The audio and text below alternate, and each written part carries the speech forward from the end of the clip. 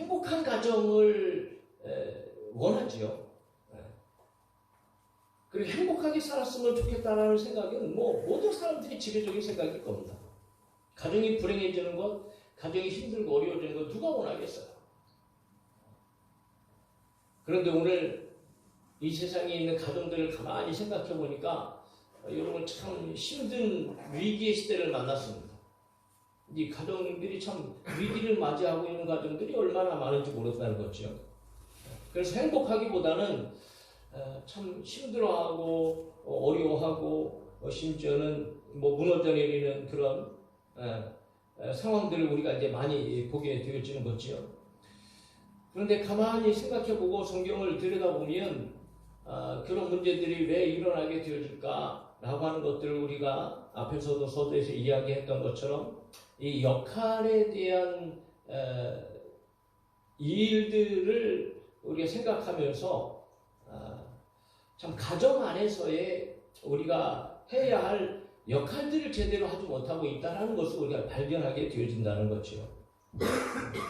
그러므로 오늘 우리는 무엇보다도 정말 행복 가득한 교회, 그냥 이름만 우리가 행복 가득한 교회가 아니고 내가 행복하고 가정이 행복하고 공동체가 행복하고 세상을 행복하게 만드는 교회.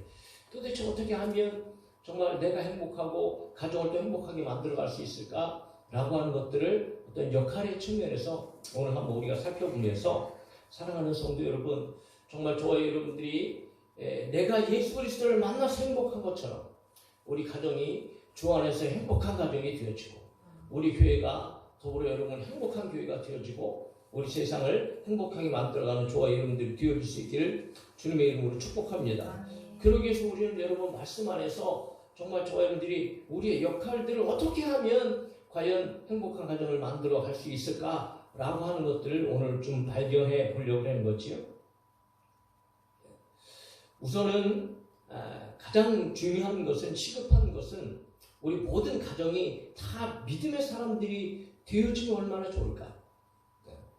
믿음의 사람들이 되어지고 구원받은 사람들이 되어진다면 그러면 얼마든지 오늘 하나님 안에서 주 안에서 말씀 안에서 행복한 가정을 만들어 가려고 하는 노력들이 이루어질 것이고 그렇다면 보다 더 여러분 우리가 지상에 있지만 정말 하나님께서 기뻐하시는 가정들을 만들어 나갈 수 있을 텐데 참 그것이 우리 가운데는 좀 어려운 부분이기도 하지만 어쨌든 간에 먼저 저희들이 가족들의 구원을 위하여서 우리 가정이 정말 복음의 가정이 되어지고 하나님 믿는 가정이 되어질 수 있기를 위하여서 힘쓰고 애쓰고 기도하고 그렇게 저희 여러분들이 가정의 영혼을 위하여서 여러분 정말 사랑하는 마음으로 기도할 수 있는 우리 모든 성도들이 되어질 수 있기를 간절히 소망하면서 더 나아가서 그럼에도 불구하고 우리가 믿음의 사람으로서 우리가 먼저 가정 안에 들어가서 어떤 역할을 해야 될까라고 하는 것들을 오늘 말씀을 통해서 우리가 살펴보면서 정말 우리들의 역할을 좀 잘 감당하며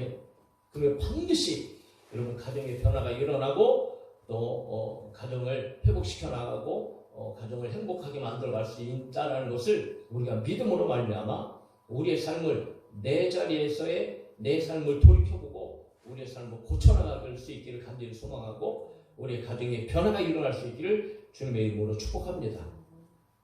자, 그래서 행복한 가정을 위한 역할을 우리가 이제 이야기하는데 가정에는 구성원들이 있잖아요. 제일 먼저 기초적으로는 바로 부부지요. 부부 그리고 더 나아가서 이제 자녀를 낳게 되어지니까 어떤 세대를 이루는 가정. 그래서 남편과 아내와 또 자녀들 이렇게 이제 가족 구성원이 이루어지고 있는데 성경은 그 모든 가족 구성원들 속에서 그들에게 요구하시는 그야말로 가정을 행복하게 만들고 하나님께서 기뻐하시는 가정을 만들기 위해서 요구하시는 역할들이 있다는 거죠. 그 역할을 오늘 우리가 좀 간단하게 살펴보기를 소망합니다. 자, 먼저 아내들에게 주어지는 역할입니다.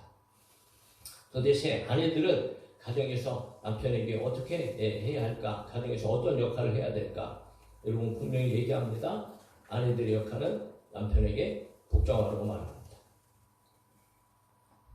그것도 누구께 하듯이 주께 하듯이라고 말합니다. 기분 좋지요? 네. 기분 좋잖아요. 대부분 남편도 그렇게 생각하잖아요. 우리 아내가 나한테 좀 복종하고 순종했으면 좋겠는데 그런 아내들을 원하잖아요.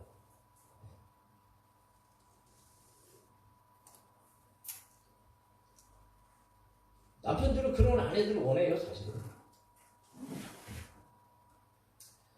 그래도 성경에서 그렇게 얘기하네요.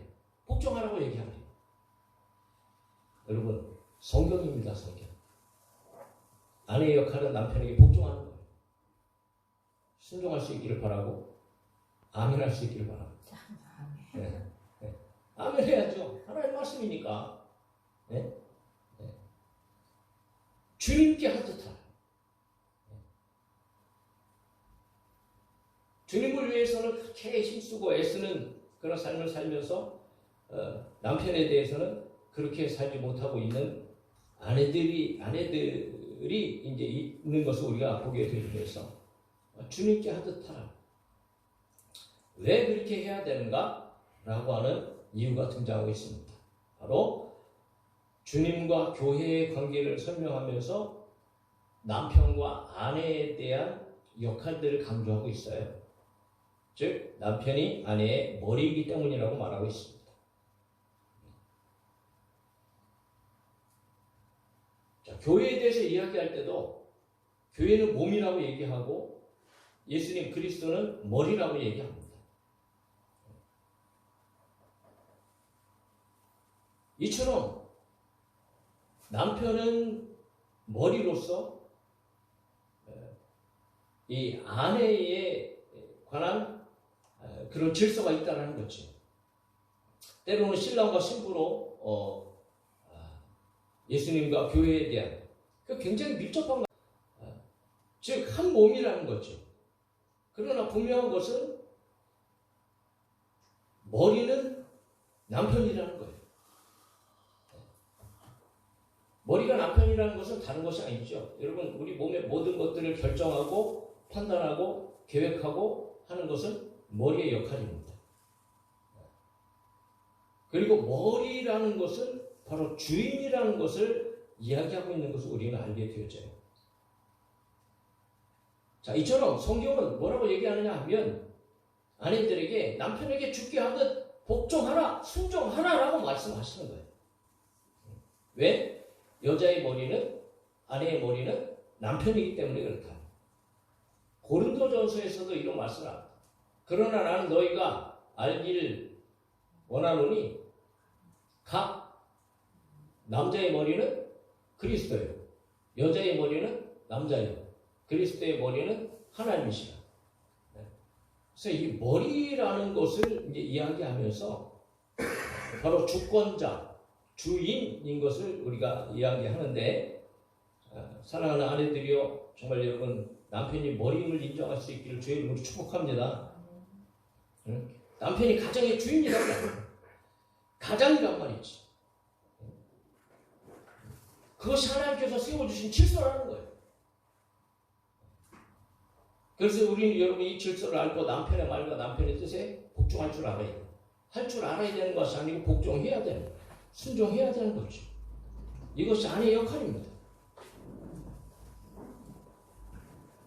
과거에는 예전에는 참 우리가 여자들이 참 비참한 시대를 살았잖아요. 막 몸종같이 막 그냥 뭐 어떤 막 굴복하면서 막 한을 품고 그렇게 오랜 동안 살았지요. 그러나 지금 시대가 바뀌어졌어요. 여성 상위 시대, 여성 우위 시대라고도 얘기하지요. 그래서 여러분 많은 면에 있어서 이 질서가 뒤집어졌어요. 뭘 얘기하는가? 분명히 복종해야 되는 것은 아내입니다. 그런데 지금은 남편이 아내에게 복종하고 있잖아요. 이건 잘못된 거예요. 결코 성경적이지 않다는 거죠. 가정의 대표는 남편입니다. 가정의 주인은 그래서 오늘날도 여러분 가정의 호구조사를 할 때 세대주는 남편의 이름으로 되지요. 호주도 남편의 이름으로 되는 거예요. 가정의 제일 윗사람은 여러분 하나님께 세워주신 질서는 남편이라는 거지요. 남자라는 거예요. 오늘 우리는 이거 분명하게 해야 됩니다. 그런데 이런 질서가 여러분 무너져 내리니까 이게 문제가 되는 거예요. 보십시오. 여러분 하나님 앞에서 하나님께서 이 세상을 창조하실 때에 분명 남자와 여자를 창조하셨어요. 그런데 죄는 여자가 먼저 지었지요. 선악과를 따먹었어요. 그럼에도 불구하고 모든 사람은 아담의 혈통으로 죄인이 되어진단 말이죠. 왜 그럴까? 남자가 대표이기 때문에 그래요. 아담이 먼저이기 때문에 그렇습니다.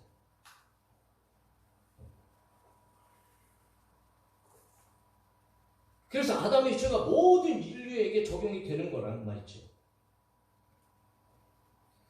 그러므로 반드시 여러분 분명 남자가 머리라는 것을 좋아하는 확실하게 인식을 하고 아내는 남편에게 복종해야 된다. 고린도전서 11장 7절부터 9절에 남자는 하나님의 영광과 형상과 영광이니 그 머리를 마땅히 가리지 않거니와 여자는 남자의 영광이니 남자가 여자에게서 나는 것이 아니요 여자가 남자에게서 났으며 또 남자가 여자를 위하여 지음을 받지 아니하고 여자가 남자를 위하여 지음을 받았다라고 그렇게 바울은 이야기를 하고 있어요. 그러니까 아담이 창조하시고 나서 가만히 보니까 독초하는 것이 혼자 있는 것이 참 외로워 보이고 쓸쓸해 보여요. 그러니까 하나님께서는 우리의 형상대로 돕는 배필을 만들자라고 말씀하시고 여러분 그 갈빗대로 여자를 만드십시오. 자, 이처럼 아담을 먼저 만드신 후에 아담을 통하여서 하와를 이제 하나님께서 창조하셨죠. 그러므로 어떻게 보면 모두 다 하나님의 창조물이에요.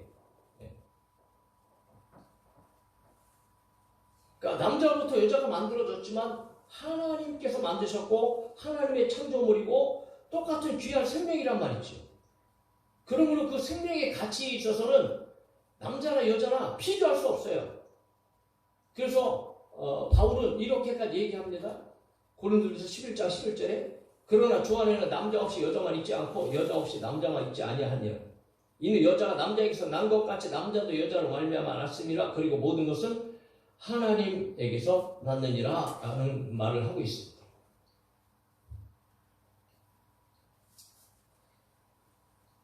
자, 똑같은 생명이고 똑같은 존중을 받아야 되고 똑같은 하나님의 피조물의 아주 고귀한 생명입니다. 그럼에도 불구하고 여러분 남자와 여자 가운데는 질서가 있다. 그 질서에 따라서 역할은 머리된 남편에게 아내는 복종해야 된다. 그러한 복종의 예의 이야기가 바로 사라입니다. 아브라함과 사라예요.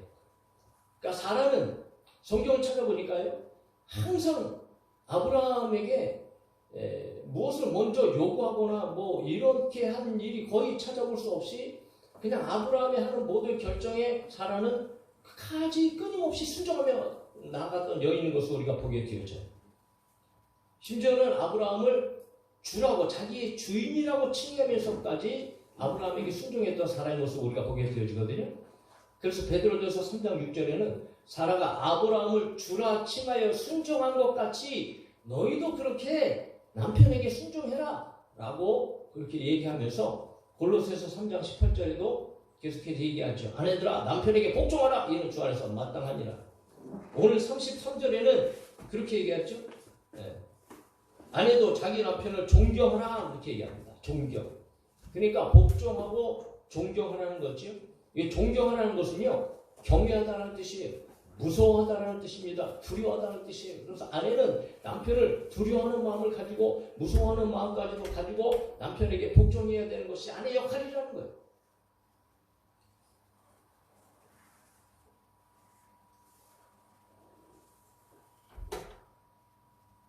자, 이런 아내의 역할을 온전히 감당할 때 우리는 여러분 가정의 회복을 기대할 수 있습니다.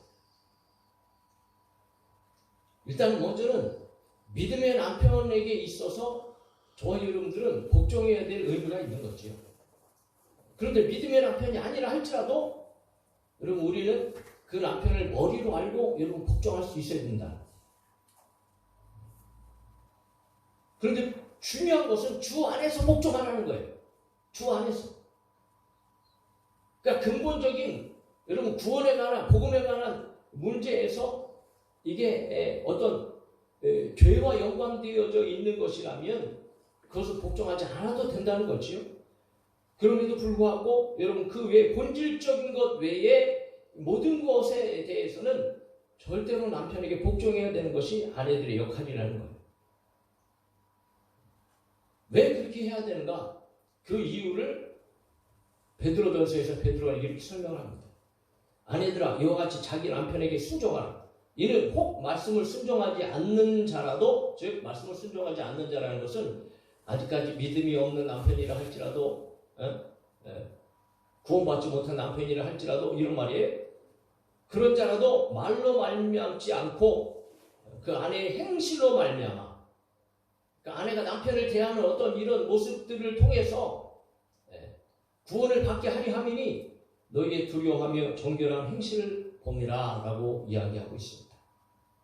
여러분 믿음의 아내로서요, 믿음의 남편에게 복종하는 것은 당연한 일이고요, 믿지 않는 남편이라 할지라도 여러분 근본적인 복음 안에 있는 일 외에 복음을 반대하는 그런 일 외에는 여러분 남편에게 복종할 수 있어야 되고 순종해야 한다는 거예요. 사랑하는 아내들이여 남편에게 복종하고 순종할 수 있기를 주님의 이름으로 축복합니다. 아멘. 적어졌네요. 그것이 아내들의 역할입니다. 성경입니다. 하나님께서 우리에게 주시는, 베드로를 통해서, 바울을 통해서 주시는 하나님의 말씀입니다. 하나님의 명령입니다. 여러분 복종해야 합니다. 순종해야 돼요. 자, 그러면 여기까지만 들으면 남편들이 얼마나 기분 좋겠어요? 그럼 왜 순종할 수 있는가? 왜 여러분 복종할 수 있는가? 남편들의 역할이 바르기 때문에, 그래서 남편의 역할이 나오는 거예요. 남편들이여 아내를 사랑할 수 있길 바랍니다. 아내를 사랑합시다.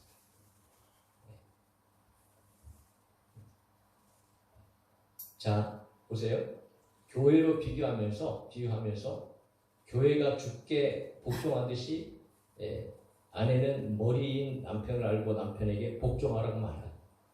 그럼 한편에 반대로, 그러면 교회는 주께 하듯이 그렇게 복종해야 되지만 주님은 교회를 위해서 어떻게 하셨냔 말이죠. 그래서 머리 대신 주님이 교회에 대해서 그 역할을 하신 것처럼, 주님께서 그렇게 하신 것처럼 머리가 남편이라면 남편은 몸에 대해서 주님께서 하신 것처럼 해야 된다. 주님께서 교회를 위해서 하신 것은 사랑이었어요. 사랑. 목숨까지도 내어주신 사랑이었단 말이죠.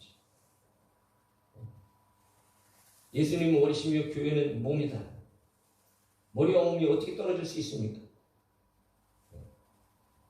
신랑 예수님이 신부인 교회를 살리기 위해서 자기 목숨까지 내어주셨어요. 자기 목숨을 버리셨어요. 즉 이처럼 남편은 아내를 자기 목숨을 버리기까지 사랑하라. 그래서 25절에 얘기합니다. 남편들아 아내 사랑하기를 그리스도께서 교회를 사랑하시고 그 교회를 위하여 자신을 주심같이 하라 말씀하십니다.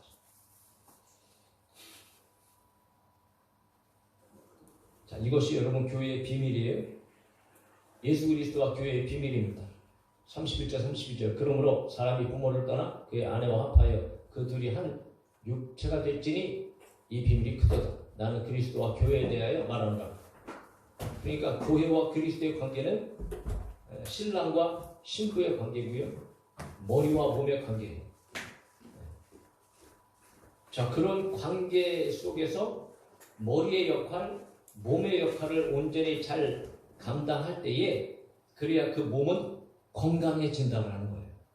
그리고 그 몸은 행복한 몸이 될 수 있다는 거예요. 그래서 아내들에게는 머리된 남편에게 복종하라고 얘기하지만 머리된 남편들은 몸된 아내를 죽기까지 사랑하라고 말씀하십니다. 그래서 28절에 이와 같이 남편들도 자기 아내 사랑하기를 자기 자신과 같이 할지니 자기 아내를 사랑하는 자는 자기를 사랑하는 것이라. 33절에 그러나 너희도 각각 자기 아내 사랑하기를 자신같이 하라라고 이야기하고 있습니다. 사랑하는 남편들이여, 아내를 사랑할 수 있기를 다시 한번 주님의 이름으로 간절히 소망하고 부탁드립니다. 할렐루야. 여러분, 태초에 아담을 창조하시고 하와를 만드시고 그리고 나서 하와를 아담에게 데려오시잖아요. 그때 아담의 고백이 어떻습니까? 이렇게 고백하지요. 아담이 이르되 이는 내 뼈 중에 뼈요 살 중에 살이라. 이것은 남자에게서 취하였은즉 여자라 부르리라. 그렇게 이야기하고 있습니다. 무슨 말일까요? 한마디로 너는 나고 나는 너다라는 뜻이죠. 그러니까 아내는 결코 여러분 우리가 뭐 굴복시켜야 되는 존재라든가 뭐 종 같은 존재라든가 어떤 이런 존재가 아니라는 거예요. 아내는 즉 나라는 거예요. 자기 자신을 얼마나 사랑하면서 자기 자신을 사랑한다면 그러면 아내는 나이기 때문에 아내를 사랑하는 것은 나처럼 자기 자신을 사랑하는 것처럼 사랑해야 된다는 거죠. 그러므로 골로새 3장 19절에는 남편들 아내를 사랑하며 괴롭게 하지 말라 이렇게 말씀하고 있어요. 그러면 여러분 가만히 생각해 보세요. 아내가 남편에게 남편의 모든 말에 복종할 수 있는 것은 즉 남편이 아내를 사랑하기 때문에 아내에게 요구하는 것들은 아내를 힘들게 하고 어렵게 하고 고통스럽게 하는 일들이 아니에요. 오히려 아내의 행복을 위하여서 또 아내의 기쁨을 위하여서 그렇게 여러분 남편이 요구하는 일들이 이루어지는 거예요. 즉 예수님께서 오늘 예수님 앞에 여러분 우리가 복종하잖아요. 예수님의 말씀 우리가 왜 복종해요? 그 말씀 복종할 때 우리가 행복하고 그 말씀 순종할 때 저와 여러분들이 기쁘고 즐겁기 때문에 그래요. 그 말씀 순종할 때 우리는 생명을 얻고 그 말씀 순종할 때에 안전하게 되어지고 그 말씀 순종할 때 여러분 하나님 주님의 도우심이 있잖아요. 똑같아요. 그러니까 남편이 아내에게 요구하는 것들은 여러분 그냥 남편을 위한 것들이 아니에요. 아내를 위한 것이고 그것은 곧 남편을 위한 것이기도 해요. 그러면 여러분 남편이 그렇게 아내를 사랑하는 그런 마음을 갖고 있으니까 아내는 얼마든지 여러분 그 남편의 말에 복종할 수 있게 되어지는 거지. 그리고 아내는 얼마든지 남편의 말에 복종할 수 있는 준비가 되어졌으니까 남편은 여러분 아내들에게 요구하는 것들이 생긴단 말이에요.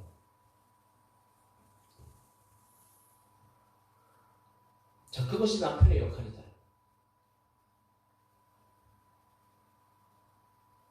가족의 구성원 중에 가장 기초가 되는 것이 바로 이 부부예요. 부부. 일단 가정 안에서 여러분 부부의 역할을 잘 감당해야 돼요. 부부의 역할을 잘 할 수 있어야 돼요. 자, 그 역할을 잘할 때 부부가 회복되어지고 부부가 하나가 되어지고 부부가 행복할 수 있어요. 여러분 행복한 부부가 되어질 수 있기를 주님의 이름으로 축복합니다. 나 역시 마찬가지. 5월달 되면 가정의 달이라서 여러분 설교를 해야 되는데 굉장히 부담스러운 이야기입니다. 목회자 나도 그렇게 살아가지 못하면서 무슨 설교를 성도들한테 할 수 있을까?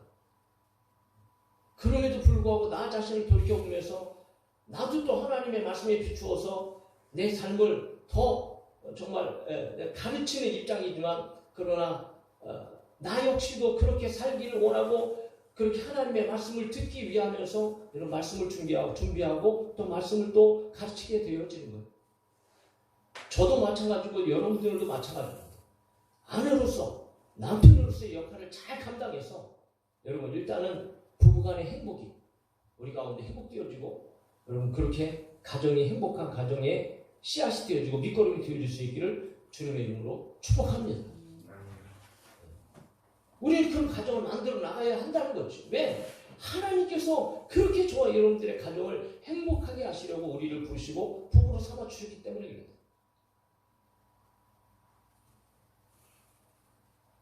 정말 그런 부부가 되어진다면 무슨 문제가 있겠어요? 어떤 어려움이 있겠습니까? 날마다 여러분 둘이 즐겁고 행복하게 잘 살아갈 수 있겠지. 결코 쉬운 일이 아니잖아요. 그럼에도 불구하고 여러분 서로 정말 오늘 말씀을 듣는 저와 여러분들이 정말 깨닫는 바가 있어서 정말 부부의 역할을 잘 감당해낼 수 있는 그런 가정이 되어줄 수 있기를 간절히 소망하고, 그러나 또 여러분 자녀들이 있잖아요. 참 쉽지 않습니다. 자녀들은 하나님께서 우리에게 주신 복덩어리고 하나님의 선물인데, 그런데 이 자녀들을 또 함께 가정에서 키워나가면서 정말 여러분 쉽지 않아요. 너무 어렵습니다.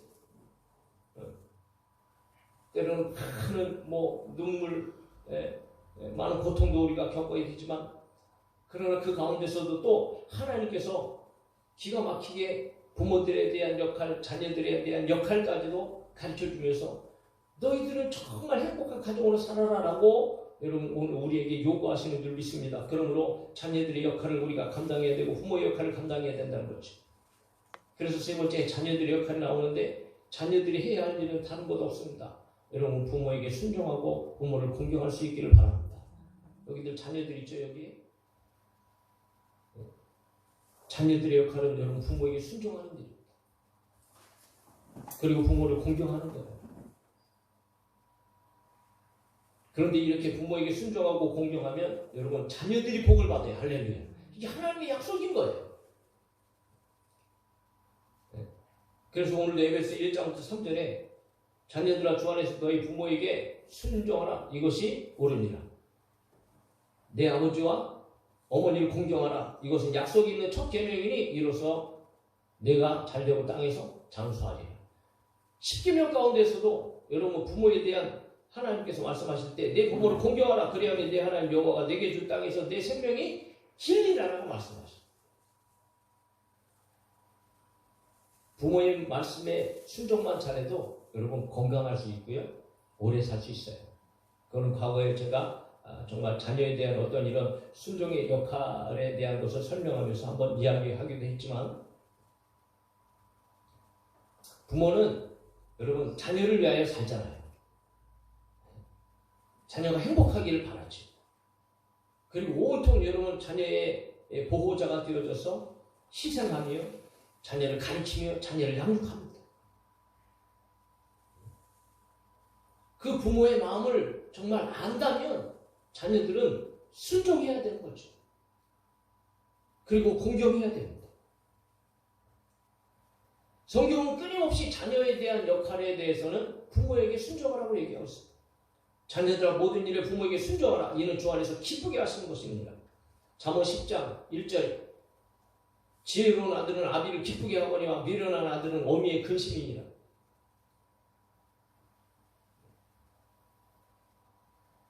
자, 부모를 공경하는 일은요, 자녀로서의 창조 질서 가운데 당연한 일입니다. 그런데 이렇게 당연한 일을 함에도 불구하고 부모를 공경하면 하나님께서 복을 주신다고 말씀하세요. 그러니까 얼마나 여러분 감사한 말씀입니까? 그럼에도 불구하고 주 안에서 공경하라는 의미의 말씀은 여러분 또 복음에서 벗어나지 않는 한도에서 예수 믿지 마 라고 하는 것을 여러분 우리가 순종할 수 없잖아요. 그러나 복음의 본질에서 벗어나지 않는 모든 상황 속에서는 하여튼 모든 말씀에 부모에게 순종해야 된다. 그 모습을 우리는 예수님을 통해서 발견하게 되었죠. 예수님께서 어린 시절에 예루살렘에 부모와 같이 올라가셔서 내려가실 때는 부모에게 얘기도 하지 않고 예루살렘에 남으셨죠. 그래서 하루길 가다가 부모가 없어진 것을 알았어요. 얼마나 성질이 나요. 그래서 막 이틀 3일 다시 예루살렘에 올라와서 성전에서 예수님을 보게 되었지요. 그래서 도대체 우리가 이렇게 찾았는데 너 왜 여기 있냐? 그러니까 내가 내 아버지 집에 있어야 할 줄 알지 못하셨나니까? 라고 하면서 여러분 어린 나이에 벌써 가르치시는 일을 하셨어요. 그럼에도 불구하고 그 모든 가르치심을 마치시고는 여러분 부모를 따라서 고향으로 내려갔죠. 그래서 누가복음 2장 51절에 예수께서 함께 내려가서 나사렛에 이르러 순종하여 받드시더라. 순종하여 받드시더라. 그러니까 아마 철저하게 부모님의 말씀에 순종하고 부모의 뜻에 합당하게 생활을 하면서 부모님을 높여드리고 공경하는 그런 삶을 예수님께서 사셨다는 거예요. 여러분, 이것이 자녀의 할 도리입니다. 도리. 성경적인 도리고요. 성경적인 역할입니다. 하여튼 순종하는 자녀보다 기쁨의 자녀는 없어요. 그리고 순종할 때 여러분 반드시 잘 됩니다. 하나님의 약속인 거예요. 잘 될 수밖에 없어요. 삐뚤어 나가니까 이게 자꾸 문제가 되어지고요. 부모와 자녀들 간에 이 갈등이 생기고요. 그리고 오히려 자기 자신을 망치는 그런 일들이 우리 자녀들의 모습 속에 너무 많이 보게 되어지는 거예요. 여러분, 자녀들이요 부모들에게 순종하고 부모를 공경할 수 있기를 주님의 이름으로 축복합니다. 더 길게 말씀을 안 드리지만, 자, 마지막으로 아비들에게입니다. 아비들의 역할. 아비들은 자녀들에게 어떤 역할을 해야 되는가? 첫 번째, 여러분 자녀들을 노엽게 하지 마십시오. 자녀들을 화나게 하지 마세요. 이거 얼마나 참 내 자신을 보더라도 이런 나쁜 일을 얼마나 많이 했는지 참 이게 도대체 헤아릴 수 없어요. 자, 골로새 3장 21절에 아비들아 너희 자녀를 노엽게 하지 말지니 낙심할까 함이라. 자녀들을 화나게 하는 일, 또 잘못된 부모의 어떤 이런 말 때문에 행동 때문에 부모의 역할을 온전히 역할을 하지 못하니까 오히려 그것 때문에 자녀들은 화가 나고요, 실족이 되어지고요, 오히려 마음이 상하고요, 그렇게 되어진다는 거죠. 그래서 어찌됐든 간에 부모로서의 여러분 자녀들 앞에서는 아빠는 아빠로서의 온전한 모습을 가져야 되고 엄마는 엄마로서의 아름다운 모습을 가지고 있어야 돼요. 그런데 항상 어떨 때는 부모의 모습을 갖지도 못할 상황에서도 또 때로는 여러분 이 자녀들을 너무 쉽게 대하고 그냥 꾸짖고 막 압박하고 그냥 부모의 어떤 생각 계획에 따라서 자녀들에게 막 억압하고 하는 이런 일들 때문에 얼마나 많은 자녀들이 상처를 받고 막 화가 나고 노여움을 풀는지 몰라요. 그러니까 여러분 잘못 가는 길들을 많이 우리는 보게 된다는 거죠. 우리는 자녀들을 키울 때 자녀의 마음을 항상 헤아리고 그들의 생각을 좀 넓게 우리가 좀 깊이 있게 들여다보면서 서로 대화하고 또 자녀들의 입장들을 한번 생각해 보면서 어찌되었든 여러분 자녀들을 노엽게 하지 말고 그 자녀들을 잘 보살피고 그리고 양육할 수 있는 책임이 부모들에게 있다는 거예요. 자, 두 번째, 주의 교훈과 훈계로 양육하라. 무엇보다도 우리의 자녀들을 여러분 하나님의 말씀으로 잘 가르칠 수 있는 저와 여러분들이 되어줄 수 있기를 바랍니다. 세상 것들도 지식을 가르쳐야 될 공부하는 과정들이 많이 있겠지만 그러나 여러분 세상의 지식과 그런 것에서 부모 공경하라고 가르치지 않습니다. 정직하라고 가르치지 않아요. 세상의 교육은요 거의 모두가 너 성공해라, 너 잘 살아야 된다. 이거 성공과 부귀를 위한 가르침이지 인간적인 도리를 부모에 대한 도리, 인간에 대한 도리를 가르치지 않습니다. 그러니까 세상의 가르침은 오직 여러분 물질적이고요, 육적이고 이런 것들이. 그러나 하나님의 말씀은 여러분 생명을 살리는 말씀이고 하나님의 말씀은 가정을 살리는 말씀이고 하나님의 말씀은 자녀를 살리는 말씀입니다. 그런 걸 항상 자녀들에게 요구하는 것은 부모님에게 순종하는 것이며 부모님에게 요구하는 것은 부모들에게 요구하는 것은 자녀들을 하나님의 말씀으로 기르고 가르치는 거예요. 그래서 차원이 얘기합니다. 마땅히 행할 길을 아이에게 가르치라. 그리하면 늙어도 그것을 떠나지 아니하리라. 그때로는 훈계도 필요하지요. 잘못 가는 자식 그냥 냅두면은 그걸 사랑하는 것이 아니잖아요. 그래서 야단도 치지요. 꾸중도 하지요. 심지어는 여러분 매를 들기도 하지요. 그러나 그 매는 사랑의 매라고 얘기하죠. 그것이 과하면 안 되겠지만 여러분 매가 필요할 때는 매를 틀어야 되는 거죠. 왜? 자녀를 위해서. 성경에서는 여러분 그런 매까지도 허락하면서 그 매가 결코 여러분 죄가 아니라고 얘기하고 있어요. 잠언 13장 24절에 매를 아끼는 자는 그의 자식을 미워함이라 자식을 사랑하는 자는 근실이 징계하느니라. 잠언 22장 15절에 아이의 마음에는 미련한 것들이 얽혔으니 징계하는 채찍이 이를 멀리 쫓아내리라. 잠언 23장 13절 14절에 아이를 훈계하지 아니하려고 하지 말라. 채찍으로 그를 때릴지라도 그가 죽지 아니하리라. 내가 그를 채찍으로 때리며 그의 영혼을 수월에서 구원하리라. 때로는 여러분 맞아야 정신 차릴 때가 있어요. 그런데 다 큰 놈 여러분 그렇게 하면 안 되겠죠. 그 때가 있습니다. 그걸 우리는 잘 판단해야 되고 과하지 않게 때로는 어떤 징계를 통해서 때로는 어떤 이런 훈육을 통해서 저와 여러분들은 자녀들을 잘 길러내야 될 의무가 부모들에게 있다는 거죠. 그러므로 잘못되는 길을 가는 것을 그냥 내버려 두는 것은 부모의 역할이 아닌 거예요. 여러분 우리는 무엇보다도 하나님의 말씀으로 자녀들을 가르쳐야 됩니다. 그래야 자녀들이 인간다운 삶을 살아가게 되어주고 부모를 부모답게 여기고 여러분 가정에서 자녀의 역할을 잘 감당할 수 있어요. 자, 이렇듯 오늘 가족 구성원 한 사람 한 사람들이 우리에게 맡겨진 역할들을 잘 감당하면 반드시 그 가정은 정말 행복한 가정이 되어줄 줄로 믿습니다. 그래서 우리는 하나님의 말씀을 들어야 되는 거지. 아내로서의 역할은 남편에게 복종하는 일. 남편들의 역할은 아내를 자신과 같이 사랑하는 거예요. 자녀의 역할은 부모에게 순종하고 부모를 공경하는 거지. 아비로서 부모로서의 역할은 자녀들을 노엽게 하지 말고 하나님의 말씀으로 양육해야 되는 거예요. 이것들을 이 역할들을 잘 각자의 주어진 질서 가운데에 감당하면 그거보다 여러분 좋은 가정이 어디 있겠어요? 뭐 불행하려고 해도 불행할 수가 없는 거지. 그야말로 여러분 행복이 충만하고 행복이 마땅한 가정이 되어지는 거지. 자, 그런 가정을 만들어가기 위해서 오늘 우리는 남편이잖아요. 오늘 우리는 아내잖아요. 우리는 부모잖아요. 우리는 자녀들이잖아요.